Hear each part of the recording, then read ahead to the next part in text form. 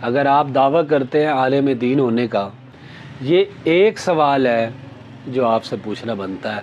ہم آپ کے بہت بڑے مداح ہیں کہ اللہ کا غیبی نظام چلے گا اور آپ کو اٹھا کر اسی طرح باہر پھینک دے گا جیسے کیا طائف کی وادیوں میں پتھر لگنے سے زیادہ آپ کو تکلیف ہوئی ہے۔ درویش بد دعائیں نہیں دیتے، دنیا کی کسی کتاب میں بھی پڑھ لیں۔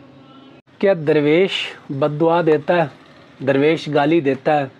درویش معاف کرتا ہے یا درگزر کرتا ہے؟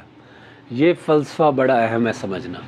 اگر آپ دعویٰ کرتے ہیں عالم دین ہونے کا، اگر آپ دعویٰ کرتے ہیں محبت بھری گفتگو کا، اگر آپ دعویٰ کرتے ہیں یکجہتی کا، آپ دعویٰ کرتے ہیں مثبت بات کرنے کا، تو پھر آپ کی زبان سے بد دعا کیسے نکل سکتی ہے؟ یہ ایک سوال ہے جو آپ سے پوچھنا بنتا ہے۔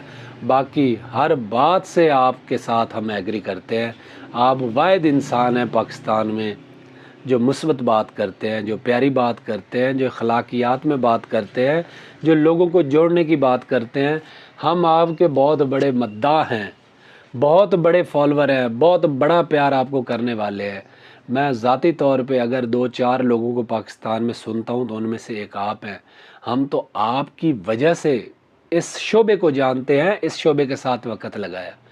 تو میرا صرف سوال یہ ہے، آپ نے جب یہ کہا نا کہ اللہ کا غیبی نظام چلے گا اور آپ کو اٹھا کر اسی طرح باہر پھینک دے گا جیسے قریشیوں کو پھینکا تھا، تو میرے دل کو تکلیف ہوئی کہ ایک درویش کے منہ سے بد دعا اچھی نہیں لگتی۔ میں نے اپنی زندگی میں کبھی کسی کتاب میں، کبھی کسی درویش کو، کبھی کسی جگہ پہ یہ نہیں کہتے سنا کہ اللہ تمہارا یہ حشر کرے۔ درویش کے منہ سے ہمیشہ دعا ہی نکلتی ہے۔ آپ کو تکلیف ہوئی ہے، میں مانتا ہوں، آپ کی دل آزاری ہوئی ہے، میں مانتا ہوں، آپ کو تکلیف دی گئی ہے، یہ ہم سب مانتے ہیں۔ کیا طائف کی وادیوں میں پتھر لگنے سے زیادہ آپ کو تکلیف ہوئی ہے؟